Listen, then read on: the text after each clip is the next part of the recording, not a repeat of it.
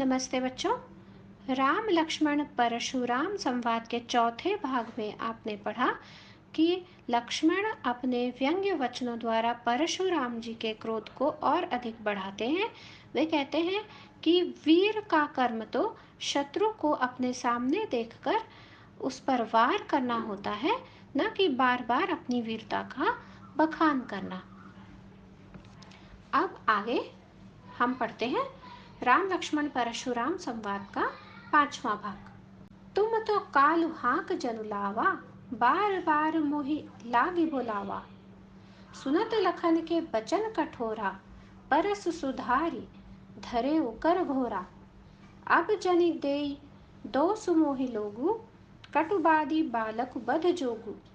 बाल बिलो की बहुत मैं बाचा, अब येहु मरनिहार भा साचा। कौशिक कहा क्षमि अपराधु, बाल दोष गुण गनहि न साधु। खर कुठार में अकरुण, कोहि आगे अपराधी गुरुद्रोही। उतर देत छोड़ऊं बिनु मारे, केवल कौशिक सील तुम्हारे।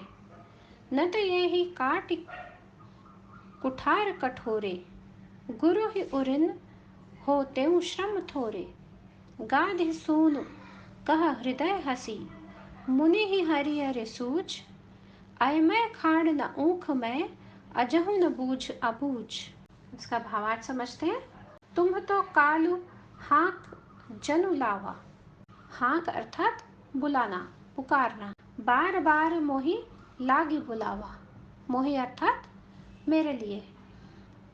लक्ष्मण कहते हैं कि आप तो बार बार काल अर्थात मृत्यु को पुकार रहे हैं। ऐसा प्रतीत होता है कि आप मेरे लिए आज मृत्यु को बुला ही देंगे। आप इतनी बार मृत्यु को आवाज देंगे, इतनी बार पुकारेंगे तो मृत्यु अर्थात काल मेरे लिए आ ही जाएगा। आज आप उसे बुलाकर ही मानेंगे। सुनत लखन के बचन कठोरा, परस सुधारी धरे उकर घोरा।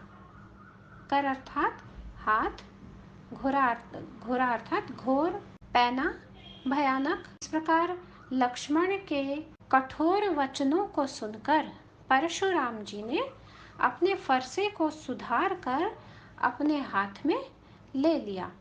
भाव यही है कि वह भयानक फरसा जिससे उन्होंने इस पृथ्वी को पर से क्षत्रियों का सर्वनाश कर दिया था, उसे उठा लिया और लक्ष्मण को भयभीत करने का प्रयास करने लगे। अब जनि देई दो सुमोहि लोगु। जनि अर्थात नहीं, मोहि अर्थात मुझे, लोगु अर्थात लोग। कटुबादी बालक बध जोगु। कटुबादी कटु वचन बोलने वाला, बध जोगु वध के योग्य। परशुराम जी कहते हैं, लोगों अब आप मुझे दोष न दें। अब आप मुझे दोष नहीं दे सकते। कटु वचनों को बोलने वाला, इतना कड़वा बोलने वाला यह बालक तो वध के ही योग्य है।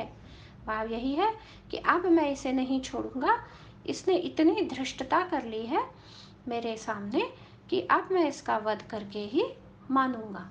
बाल बिलो की बहुत मैं बांचा। बिलो के अर्थात देखकर, बांचा अर्थात बचाया, छोड़ा। अब यहु मरनिहार भा साचा। मरनिहार मरने योग्य। परशुराम जी आगे कहते हैं कि अब तक तो मैं इसे बालक समझकर बचा रहा था, बालक समझकर इसे छोड़ रहा था, इसके अपराधों को क्षमा कर रहा था, किंतु अब यह सचमुच मरने के लिए ही मेरे सामने आ गया है। भाव यही है कि अब इसने मेरे क्रोध को इतना अधिक भड़का दिया है, अब मेरे हाथों यह नहीं बच सकता, चाहे यह बालक ही हो। कौशिक कहा क्षमि अपराधु, बाल दोष गुण गनहि न साधु। कौशिक विश्वामित्र, क्षमि क्षमा करे, अपराधु अपराध, गनहि गिनना। विश्वामित्र कहते हैं, हे मुनि परशुराम, आप इस बालक के अपराध को क्षमा करें। साधुओं का कार्य बालकों के गुण या दोष को गिनना नहीं होता। भाव यही है कि साधु बालकों के गुण दोषों का अवलोकन नहीं करते, वह इस बात का अनुमान नहीं लगाते कि कितने गुण और कितने दोष इस बालक में हैं। उनका कार्य तो बालकों को क्षमा करना ही है, उन्हें तो बालकों को क्षमा करना ही शोभा देता है। खर कुठार में अकरुण को ही, आगे अपराधी गुरुद्रोही। परशुराम जी आगे कहते हैं, मैं तो तीखी धार वाले कुठार के समान हूँ, अकरुण हूँ, अर्थात मेरे अंदर करुणा भी नहीं है, मैं दया रहित हूँ, बहुत क्रोधी हूँ, और मेरे आगे यह गुरुजनों का द्रोही, गुरुजनों का शत्रु अर्थात लक्ष्मण खड़ा है, क्यों ना मैं इसका वध करूं। उतर देत छोड़ऊं बिनु मारे, केवल कौशिक सील तुम्हारे। उतर देत, उत्तर देना, उत्तर देता हुआ, बिनु मारे, बिना मारे, कौशिक विश्वामित्र, शील शील स्वभाव, शांत विनम्र।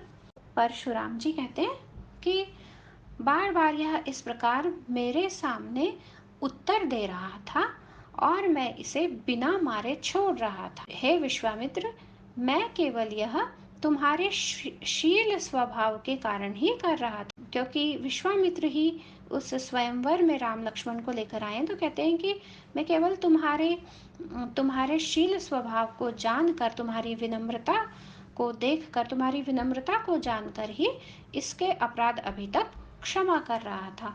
न तो ये ही काटि कुठार कठोरे, गुरु ही उरिन होतें श्रम थोरे। कहते हैं परशुराम जी कि मैं तो पहले ही अपने कठोर कुठार से, अपने कठोर इस कुल्हाड़ी से, इस फरसे से कब का इसका वध कर चुका होता, और गुरु के उऋण से बहुत थोड़े श्रम मात्र में ही मैं उऋण हो चुका होता। भाव यही है कि अपने गुरुजनों से जो विद्या सीखी है उसका मैं प्रयोग करके यहाँ उनसे उऋण हो चुका होता, अर्थात मैंने तो तुम्हारे शील स्वभाव का अगर मुझे ध्यान ना होता तो मैं इसका वध कब का कर चुका होता। गाधि सून कह हृदय हसी, मुनि ही हरिहरे सूझ।